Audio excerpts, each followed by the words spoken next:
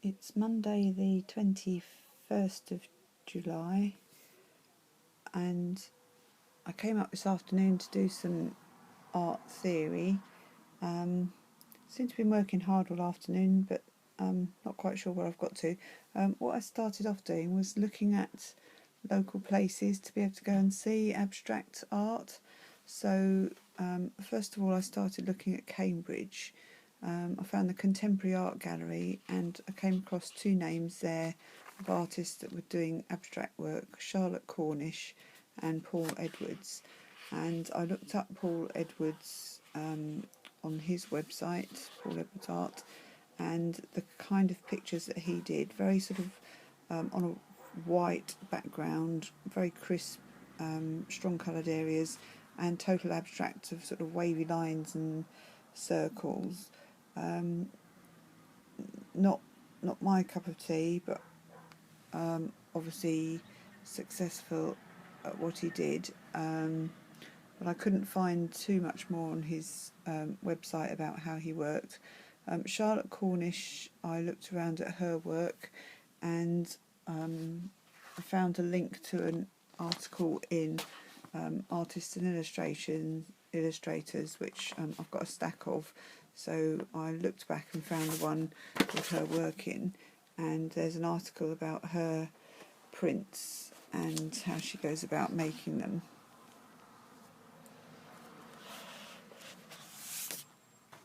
And what I found with her was she studied at Brighton, at Slade and at Central St Martin's.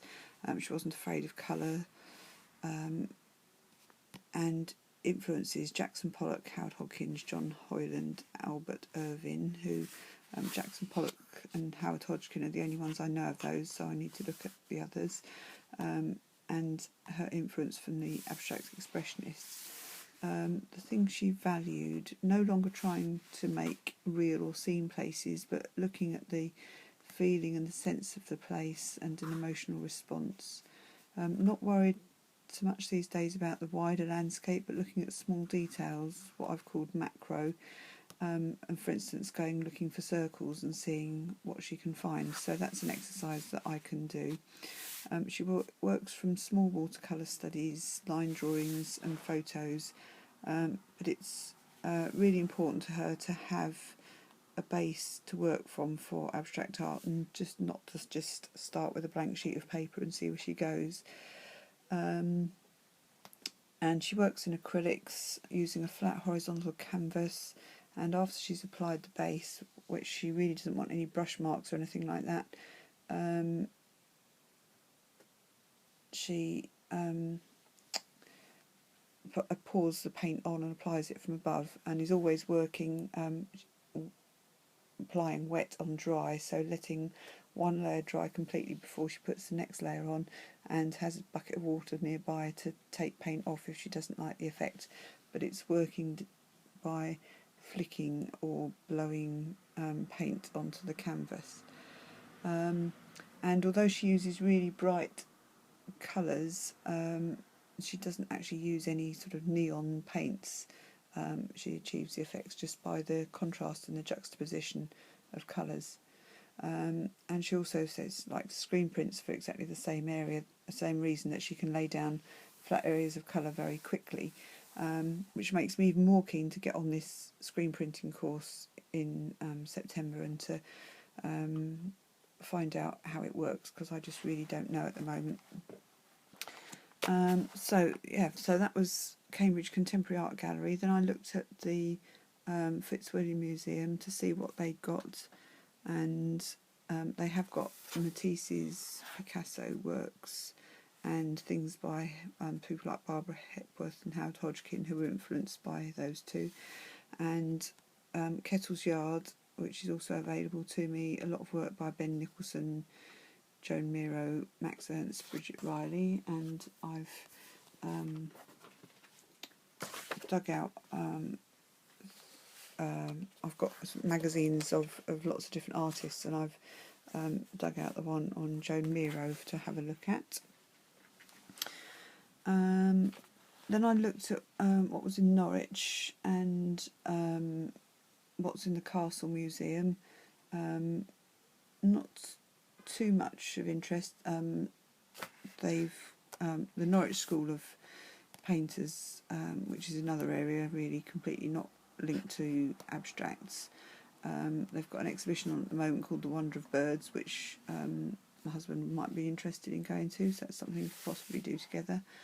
And Sainsbury Centre at UEA have got a really good website, and they've got areas of modern and contemporary British painting, abstract and constructivist and abstract works by themselves.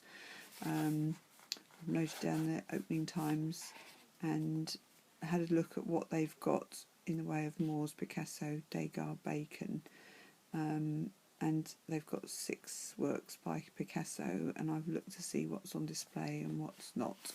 But they're drawings and prints rather than paintings. And then I also looked at the Fry Gallery in Saffron Walden, which is a printmakers gallery dedicated to that group of painters, of whom Edward Borden, and Eric Revilius are strong names in that. They've got an exhibition on at the moment of KEITH VAUGHAN work, and I didn't know him at all. And he painted abstract landscapes between he lived between 1912 and 1977 when he committed suicide. Fraternised with people like Graham Sutherland, John Minton, Robert McBride and Cole Coon. I've met the name before, but I don't know, so they need more looking at. But I looked at KEITH VAUGHAN images and they're just amazing. He works in a really limited palette, lots of blues, beiges, ochres with sort of greens, yellows and browns coming in, but just fantastic glowing light to them all. So, and I've ordered a book of his drawings and prints as well. And again, following through looking at KEITH VAUGHAN's work, I came across Pallant House, publications, because they do a lot of art books, but I looked at the Pallant House gallery and where it was. I'm not sure I'll be able to get to Chichester, but I really like the gallery and the sorts of work that they're showing, modern British art.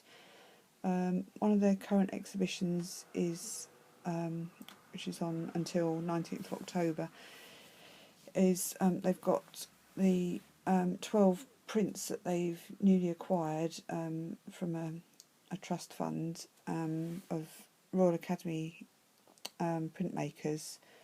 So Norman Ackroyd, Basil Beattie and Christopher Morris Cockrell, Eileen Cooper, Richard Deacon and Desmet, I know her work. Peter Freeth, David Hockney, I know his work. Norman Ackroyd I know from sculptures, but I don't know his prints.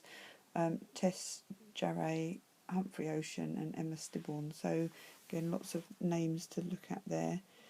And I noticed in November they've got an exhibition coming which goes over the winter, called Conscience and Conflict, and it's looking at the Spanish Civil War and the artistic response to it. So they're looking at people like Edward Burrough, Wyndham Lewis, Henry Moore and John Armstrong, alongside the more sort of internationally recognised names, Picasso and Joan Miro, as a name come up again. But it did cross my mind after having seen the Crisis of Confidence exhibition last year at Dulwich Picture Gallery, Crisis of Conscience, sorry, and the art